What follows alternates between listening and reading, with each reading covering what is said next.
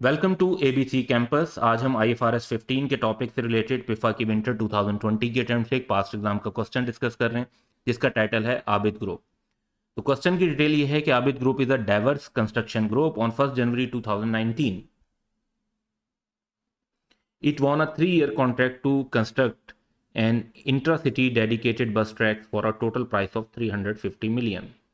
Following is the summary of cost incurred, amount bills and amount collected। तो वो details हमारी given है। Question की रिक्वायरमेंट पर अगर जाते हैं तो टोटल ग्रॉस प्रॉफिट पूछा हुआ है कॉन्ट्रैक्ट पे। टोटल ग्रॉस प्रॉफिट से मुराद ये है कि तीनों सालों का। और फिर जर्नल एंट्रीज पूछी हुई हैं टू बी रिकॉर्डेड सिर्फ 2019 की, सिर्फ यानी पहले साल की। तो अकॉर्डिंगली हम अपना सोल्यूशन डेवलप करेंगे।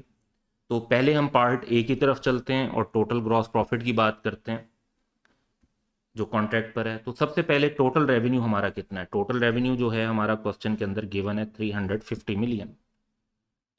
उसके बाद हमारी जो कॉस्ट लगी है वो क्या है। हमारी कॉस्ट लगी है 80 मिलियन, 100 मिलियन और 20 मिलियन। तो ये 3 सालों में जो टोटल कॉस्ट लगी इसको ले लेते हैं। और उसके बाद जो फाइनली हमारे पास जो प्रॉफिट आ जाएगा वो आ जाएगा 150 मिलियन का।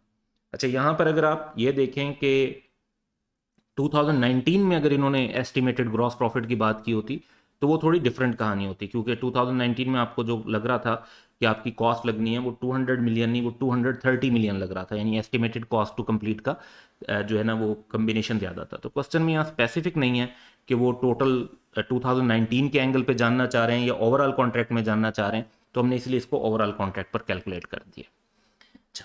सेकेंड पार्ट जो है उसमें हमें जर्नल एंट्रीज पास करनी है। तो यहाँ पर हम एक एजम्पशन लेकर चलेंगे कि परफॉर्मेंस ऑब्लिगेशन जो है वो सेटिस्फाई हो रही है ओवर टाइम, क्योंकि जनरली कंस्ट्रक्शन कॉन्ट्रैक्ट्स में ओवर टाइम ही परफॉर्मेंस ऑब्लिगेशन सेटिस्फाई हो रही होती है। अब उसके लिए हमें एक परसेंटेज कंप्लीशन लेनी होगी। परसेंटेज कंप्लीशन के लिए हम जो है वो कॉस्ट इनकर्ड का डाटा यूज़ कर सकते हैं। तो आप ये देखें कि 2019 की हम बात कर रहे हैं, उसके लिए जो हमारी कॉस्ट इनकर्ड है वो 80 हैं, फ्यूचर की जो कॉस्ट एक्सपेक्टेड है वो 150 हैं। तो हमारे पास परसेंटेज कंप्लीशन आ जाएगी 80 और टोटल कॉस्ट लेने के लिए हमें 80 और फर्दर जो लगेंगी 150 वो कंबाइन कर देंगे। तो ये हमारे पास परसेंटेज आ जाती है 34.78%। अब रेवेन्यू क्योंकि 350 मिलियन का है, 350 मिलियन को अगर आप 34.78% से मल्टीप्लाई करेंगे तो अप्रॉक्सीमेटली 122 मिलियन आ जाएगा, 121.7 समथिंग। अब ये अमाउंट हमारे लिए रेवेन्यू की डिटरमिन करना सबसे इंपॉर्टेंट था और अब हम सिंपली एंट्रीज कर सकते हैं। अच्छा, अब एंट्रीज करने की बात आएगी तो जो आपने कॉस्ट इनकर की है 80 मिलियन की, वो कॉस्ट इनकर्ड हुई और पे कर दिया तो बैंक क्रेडिट वरना एक्रूवल क्रेडिट हो जाएगा। उसके बाद बारी आएगी कि जी हम कैसे रेवेन्यू को कैसे रिकॉर्ड करें। अब रेवेन्यू को कैसे रिकॉर्ड करें उसमें देखें, पहली चीज़ तो ये है कि ये जो अमाउंट कलेक्टेड है 90 मिलियन की, ये क्वेश्चन में गिवन है, तो ये पैसे तो बैंक में आ गए। अमाउंट जो टोटल बिल की थी वो 100 मिलियन थी, 100 मिलियन में से 90 मिलियन मिल चुके हैं, तो रिसीवेबल कितने के रिकॉर्ड होने चाहिए, रिमेनिंग 10 मिलियन के।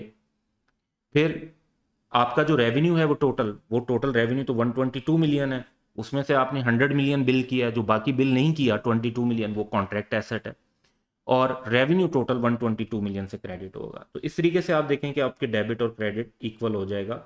मेन कॉन्सेप्ट भी यही होता है कि आप असल में रेवेन्यू को फोकस करते हैं और फिर चीज़ें जो है वो रिसीवेबल, कॉन्ट्रैक्ट एसेट या बैंक के थ्रू हमें मिल रही होती हैं। और कुछ सिचुएशन में अगर हमें ऑलरेडी एडवांस मिला हुआ हो तो कॉन्ट्रैक्ट लाइबिलिटी एडजस्ट हो रही होती है।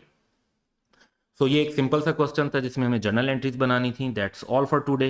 Have a good day.